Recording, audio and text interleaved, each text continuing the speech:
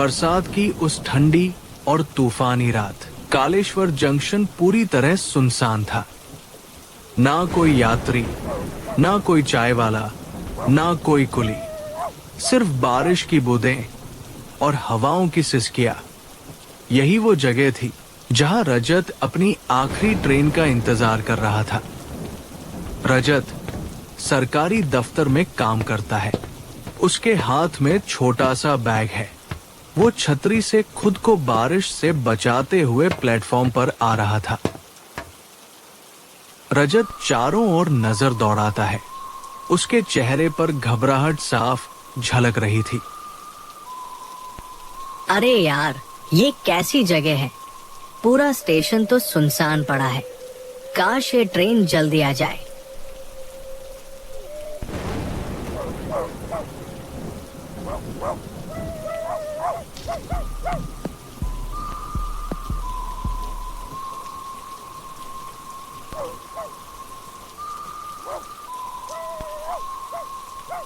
रजत को लगता है जैसे कोई पीछे से देख रहा है, लेकिन मुड़ने पर वहां कुछ नहीं होता। रात के उस सन्नाटे में हर आवाज डराने लगी थी। रजत के दिल की धड़कनें तेज हो गई थी, लेकिन उसे क्या पता था ये रात उसकी जिंदगी बदलने वाली है। रजत प्लेटफॉर्म पर इधर उधर टहल रहा था। वो बार बार घड़ी देखता। रात के 11:50 हो चुके थे।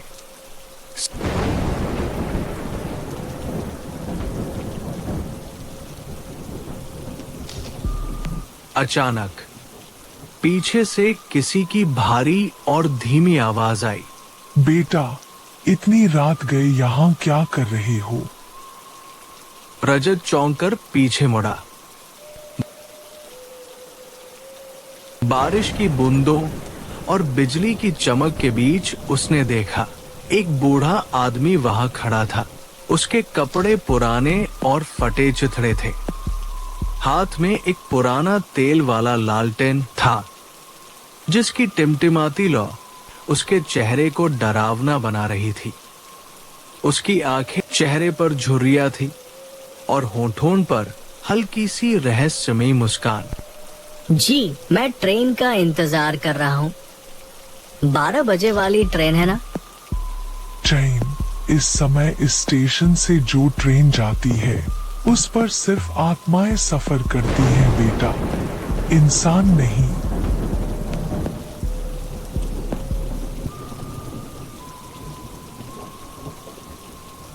आप क्या कह रहे हैं बाबा? मुझे तो बस दिल्ली जाना है। अगर जिंदगी प्यारी है तो यहाँ से चली जाओ। इस स्टेशन पर रुकना मौत को न्योता देने जैसा है। बूढ़ा ये कहकर हल्की हंसी हंसता है और धीरे धीरे अंधेरे की ओर चला जाता है। रजत उसे जाता हुआ देखता है, लेकिन कुछ सेकंड बाद बूढ़ा हवा में जैसे गायब हो जाता है। रजत के चेहरे पर पसीने की बूंदें। वो बुदबुदाता है। ये बाबा पागल लग रहे हैं। मुझे तो बस ट्रेन पकड़नी है। रजत ने उस बूढ़े की बातों को नजरअंदाज किया, लेकिन उसे ये अंदाजा नहीं था कि बूढ़ा जो कह गया था वो उसकी जिंदगी का सबसे डरावना सच बनने वाला था। बारिश और तेज हो गई।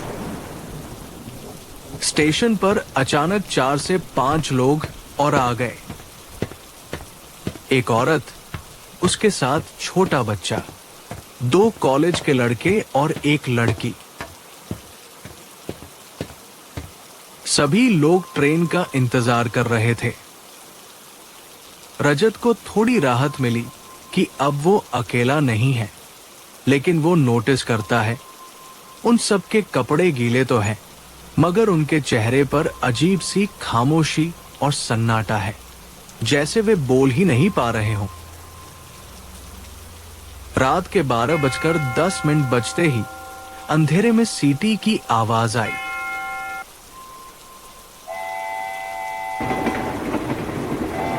एक काली, पुरानी और डरावनी सी ट्रेन प्लेटफॉर्म पर आकर रुकी। उसकी खिड़कियों से हल्की लाल रोशनी झलक रही थी और उसमें बैठे यात्री बिल्कुल चुपचाप बाहर देख रहे थे। कोई भी हिल नहीं रहा था। रजत के रोंगटे खड़े हो गए, लेकिन बाकी सभी लोग एक एक करके ट्रेन में चढ़ने लगे।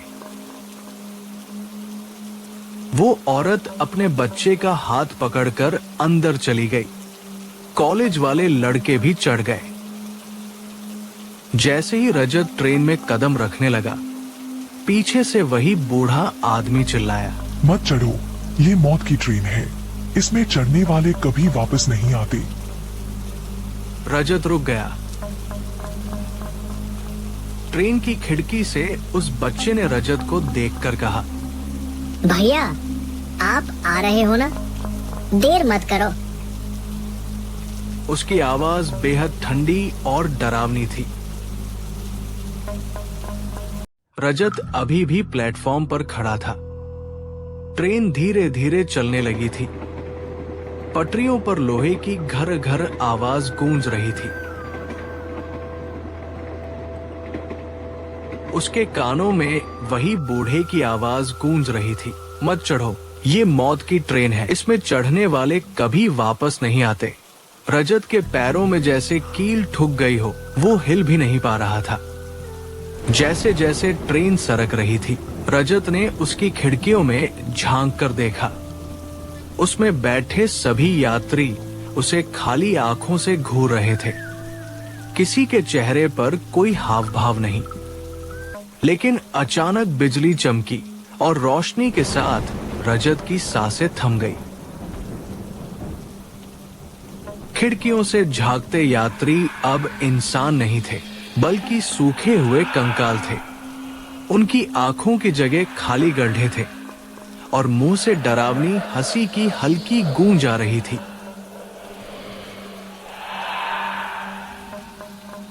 रजत का खून जम गया। जैसे ही ट्रेन आगे बढ़ने लगी, रजत अचानक पीछे की तरफ गिर पड़ा। तभी वही बूढ़ा आदमी आया और उसका हाथ पकड़कर जोर से खींचा। भागो यहाँ से, भागो, ये गाड़ी इंसानों की नहीं, मौत की सवारी है। रजत कांपते हुए पीछे हटता है और ट्रेन को धीरे धीरे अंधेरे में गुम होते देखता है, लेकिन उसकी कानों में अब भी खौफनाक हंसी की गूंज रही थी। उस रात रजत ने अपनी आंखों से मौत की गाड़ी को देखा था, एक ऐसी गाड़ी जिसमें चढ़ने वाला कभी जिंदा लौटकर नहीं आता। और आज वो उसकी अगली सवारी बनने से बाल बाल बचा था। ट्रेन अंधेरे में गुम हो चुकी थी, लेकिन रजत अब भी कांप रहा था।